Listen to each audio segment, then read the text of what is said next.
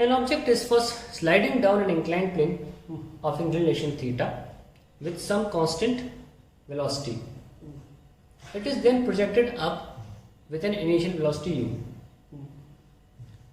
Calculate the distance up to which it will rise before coming to rest. What will happen to the object after it comes to rest? Let us see what they are trying to say. An object is first sliding down an inclined plane of inclination theta. Sliding down, चल रही है body, some constant velocity, चल रही है तो उस पर कौन सा फ्रिक्शन लग रहा होगा? काइनेटिक. ओके, तो बॉडी स्लाइड कर रही है एट कांस्टेंट वेलोसिटी. जब कांस्टेंट वेलोसिटी स्टार्ट करती है तो फोर्स बैलेंस हो रहे होंगे. कौन कौन से फोर्स लग रहे होंगे? देखो, mg sin थीटा और फ्रिक्शन. इस पे कोई एक्सेलरेशन नहीं है क्योंकि क्लियरली बोला गया है सेम कांस्टेंट वेलोसिटी. फिर क्या हुआ? First sliding down an inclined plane of inclination theta with some constant velocity. अब क्या हुआ? It is next projected up the plane with an initial velocity u. थोड़ा नीचे आने के बाद उसे फिर मान लो ऐसे पटक ऐसे कर दिया कैरम की गोटी की तरह, इनिशियल वेलोसिटी यू से. फिर कह रहे हैं वो कितनी ऊपर तक जा पाएगी, बस ये पूछा गया है. ठीक है भाई, सवाल को ये बोला गया था कि स्लाइड कर रही है नॉर्मली, फिर कहीं पहुंच गई होगी वो छोड़ो, पर वो उसके बाद फुट ऐसे करने के बाद वो कितनी ऊपर जा पाएगी उसका डायग्राम बना लेते हैं. मान लो यहां पहुंच गई, पुट किया हमने इनिशियल वेलोसिटी, तो हुआ क्या होगा? जब हमने ऊपर फेंका तो mg sin थीटा तो इस पे लग ही रहा है, वो तो हटेगा नहीं. और हमने क्योंकि इधर की तरफ फोर्स लगाया था तो फ्रिक्शन भी लगने लगा और ऊपर बॉडी जा रही है किस एक्सिस से? एक्सेलरेशन से. वो हम निकाल लेंगे आसानी से. कैसे निकालेंगे? आपने इधर लगाया ना, तो कोई भी जो भी फोर्स इधर की तरफ लग रहा होगा वो इनको काउंटर कर रहा होगा. किसको? mg sin theta plus friction को. और हम इस फोर्स को ma लिख लेते हैं. mg sin theta plus friction क्या होता है? Mu mg cos theta in the case of inclined plane. आप चाहो तो बना सकते हो डायग्राम. ये mg होता है, ये थीटा है, तो ये mg cos थीटा. अब तो सबको रट गया, तो फिर अननेसेसरीली बना के डायग्राम गंदा करने का फायदा. तो हमारा ऊपर जाने का एक्सेलरेशन आ गया, g कॉमन लिया, sin theta plus mu k, it's kinetic friction cos theta. Yes और नो? ठीक है भाई. अब हमको निकालना है कि बॉडी कितना ऊपर गई. हमारे पास इनिशियल वेलोसिटी है u, हमारे पास फाइनल वेलोसिटी है 0.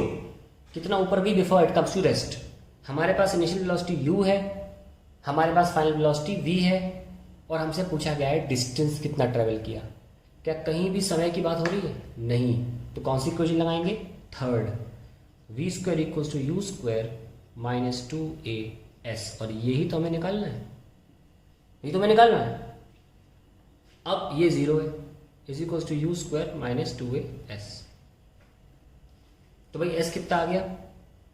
u square by 2a is s. और इस u स्क्वायर में क्या रखोगे? सॉरी, a में क्या रखोगे? 2g sine theta plus mu के कॉस थीटा. ये रख दिया. जब आपने रख दिया तब सवाल को देखेंगे कि क्या सारे लेटर्स जो हमने यूज किए सवाल में गिवन है. देखो यहाँ पे कहीं भी सवाल में फ्रिक्शन कोएफिशिएंट नहीं दिया हुआ है. तो अगर फ्रिक्शन कोएफिशिएंट लेटर नहीं दिया है, जो हमने एंड एक्सप्रेशन में लिख दिया, ये गलत है. इसमें 0 मिल जाएगा हमको, क्योंकि हमें सवाल में कहीं भी फ्रिक्शन कोएफिशिएंट लेटर नहीं दिया.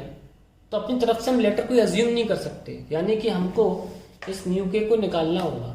और इसको निकालने के लिए ही हमें कुछ इनिशियल यहाँ पे कुछ दे रखा था, इसीलिए मैंने इसको छुआ भी नहीं. मैं अगर इसको इसकी वजह क्या है, इसको इस डायग्राम का या इसकी पहले की इंफॉर्मेशन देने का कि बॉडी स्लाइड कर रही थी कांस्टेंट स्पीड पे, उसकी कोई वजह नहीं बन रही थी, अगर मैं उसी से शुरू कर लेता तो। क्यों कर रहा हूँ मैं उससे शुरू? अब पता लग रहा है वजह क्या है। म्यू के निकालने के लिए दे रखा था वो, अब कांस्टेंट पे स्लाइड कर रही है, इसका मतलब एम जी साइन थीटा को फ्रिक्शन ने बैलेंस कर लिया। M G sine theta is equal to mu M G, mu के M G cos theta, M G cancel, तो म्यू के कितना आ गया sine theta upon cos theta which is equal to tan theta. ये हमारा म्यू के आ गया। अब हम यहाँ रख सकते हैं इसको म्यू के को, लेट्स राइट। हमारे पास जो डिस्प्लेसमेंट आया था वो क्या आया था, you square upon 2g sine theta plus mu के कॉस थीटा, ये आया था। हमें म्यू के की जगह टेन थीटा रखना है। साइन थीटा प्लस म्यू के क्या था, sign theta upon cos theta which is nothing but tan theta cos theta. ये कैंसिल हो गया।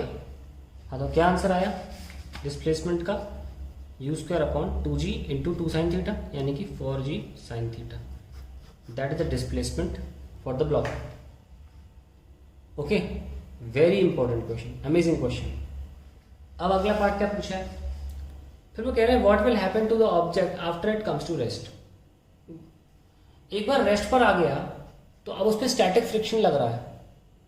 अब वो जिस एंगल पर पहले स्लाइड कर रहा था अब नहीं करने वाला स्लाइड, क्योंकि अब उस पर आपको भी रुक गया हो, तो अब तो स्टैटिक फ्रिक्शन लग गया।